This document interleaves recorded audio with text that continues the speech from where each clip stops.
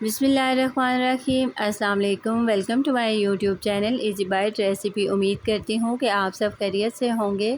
آج ہم بنا رہے ہیں مزیدار دیگی قورمہ، جو کہ بہت ہی اسپیشل ڈش ہے، سب کی پسندیدہ ہے اور جھٹپٹ سے بن جائے گی۔ اگر آپ میرے چینل پہ نئے ہیں تو ویڈیو کو لائک کر دیں، شیئر کر دیں اور میرے چینل کو سبسکرائب کر دیں۔ تو ہم تیار کریں گے 1 کلو چکن کا قورمہ۔ یہاں پر میں نے 1 پاؤ دہی لیا ہے۔ دہی بہت زیادہ کھٹا نہیں ہونا چاہیے۔ تو دہی میں شامل کروں گی 3 عدد میں نے درمیانی سائز کے پیاز لیے تھے اور پیاز کو میں نے فرائی کر لیا تھا۔ اس کو دہی میں شامل کریں گے اور بلینڈر میں ڈالیں گے 1/2 کپ پانی شامل کر کے ہم بلینڈر کو چلا لیں گے۔ 2 سے 3 منٹ کے لیے چلائیں گے تاکہ دہی اور پیاز اچھی طرح سے مکس ہو جائیں۔ 3 منٹ ہو چکے ہیں اور اب میں بلینڈر کو آف کر دوں گی اور یہاں پر ہم اسے کڑھائی میں نکال لیں گے۔ بسم اللہ الرحمن الرحیم۔ یہاں پر میں نے فلیم آن کر لیا ہے، میڈیم فلیم رکھا ہے میں نے، اور اس مکسچر کو کڑھائی میں ڈال لیا ہے۔ تو اب میں اس میں شامل کروں گی 2 ٹیبل اسپون ادرک اور لہسن کا پیسٹ، ہم نے اس میں شامل کرنا ہے۔ اور اب میں اس میں شامل کروں گی خشک مسالے، اس میں نے لیے ہیں 5 عدد لونگ، اس کے ساتھ شامل کریں گے 1/2 ٹی اسپون کالی مرچ ثابت، اور اس کے ساتھ شامل کریں گے 3 سبز الائچی، اور اب میں اس میں شامل کروں گی 2 دار چینی کے ٹکڑے اور 2 تیز پتے۔ اس کے ساتھ شامل کریں گے 1 ٹی اسپون زیرہ، اور اب میں اس میں شامل کروں گی 1.5 گلاس پانی شامل کریں گے اور اس کو اچھی طرح سے مکس کر دیں گے اور 12 منٹ کے لیے اس کو پکنے دیں گے۔ اس سے مسالوں کا بہت اچھا سا ٹیسٹ آ جائے گا اور ہماری دانے دار سی گریوی تیار ہو جائے گی۔ جتنی چکن کی کوانٹٹی ہوگی اتنے ہی مسالوں کی اور دہی کی کوانٹٹی بڑھتی جائے گی، تو قورمہ بہت اچھا سے تیار ہو جائے گا۔ تو یہاں پر دیکھیں ہمارا جو ہے 12 منٹ کا ٹائم ہو چکا ہے، مسالہ بہت اچھا سے تیار ہوا ہے۔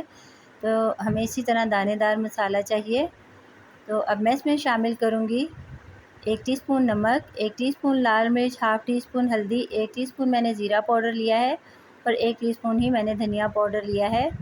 اس کو میں نے مکس کیا ہے اور اچھی طرح سے اس کو ہلائیں گے اور مسالے کو ہم اچھی طرح سے بھون لیں گے۔ یہاں پر میں نے چکن لیا ہے، چکن کو میں نے اچھی طرح سے دھو لیا ہے اور اس کے لیگ پیس میں چھری کی مدد سے ڈیپ کٹ لگاتی جاؤں گی تاکہ اندر تک یہ اچھی طرح سے ٹینڈر ہو جائے اور چکن ہمارا سخت نہ رہے۔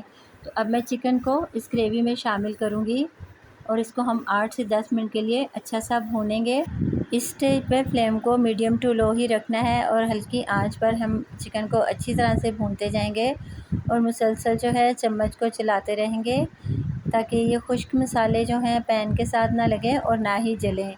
تو بہت زبردست سی مسالوں کی خوشبو آ رہی ہے۔ تو جیسے ہی اس کی بھنائی ہو جائے گی تو پھر ہم اس میں آئل شامل کریں گے۔ تو یہاں پر ہم اس کو اچھا سا بھون لیتے ہیں۔ تو یہ دیکھیں اس کا کلر بھی چینج ہو چکا ہے۔ اب میں اس میں شامل کر رہی ہوں 1 کپ آئل کا۔ آئل کو شامل کرنے کے بعد چکن کو ہم نے اچھی طرح سے بھون لینا ہے تاکہ اچھا سا ہمارا جو ہے چکن کا قورمہ تیار ہو جائے۔ ماشاءاللہ الحمدللہ جیسے جیسے ہم چکن کی بھنائی کر رہے ہیں اس کا کلر بہت پیارا آنا شروع ہو چکا ہے، بالکل دیگوں والی لک آ رہی ہے اس میں، اور خوشبو تو کیا ہی کمال کی ہے۔ تو جب بھی آپ نے قورمہ بنانا ہو ہمیشہ چکن کے جو پیسز ہیں وہ بڑے سائز میں لیا کریں، کیونکہ اس کی بھنائی کرتے وقت بوٹیاں بہت زیادہ ٹوٹ جاتی ہیں۔ تو بڑے سائز کا جو چکن ہوتا ہے اس کو سافٹ ہونے میں تھوڑا ٹائم لگتا ہے۔ تو اب میں چکن کو 18 منٹ کے لیے دم پر لگا دوں گی اور اس کے ہول کو بند کر دیں گے تاکہ اس کی اسٹیم باہر نہ نکلے۔ تو ماشاءاللہ سے ہمارا قورمہ ریڈی ہو چکا ہے۔ اب میں اس میں شامل کروں گی 2 قطرے کیوڑا واٹر کے خوشبو کے لیے، اور اس کے ساتھ شامل کروں گی گرم مسالہ پاؤڈر 1/2 ٹی اسپون، اور اب میں فلیم کو آف کر دوں گی۔ تو یہ دیکھیں ماشاءاللہ الحمدللہ پرفیکٹ ٹیسٹ ہے، پرفیکٹ خوشبو ہے اور پرفیکٹ کلر ہے اس کا، کوئی بھی کمی نہیں ہے، نہ کلر میں، نہ ہی اس کی خوشبو میں اور نہ ہی ذائقے میں۔ بہت زبردست سا ہمارا دیگی قورمہ تیار ہوا ہے۔ آپ اس ریسیپی کو ضرور ٹرائی کیجیے گا۔ امید کرتی ہوں آپ کو ہماری آج کی ریسیپی پسند آئی ہوگی۔ اپنا بہت خیال رکھیے گا، دعاؤں میں یاد رکھیے گا۔ ملتے ہیں انشاءاللہ نیکسٹ ویڈیو میں۔ اللہ حافظ۔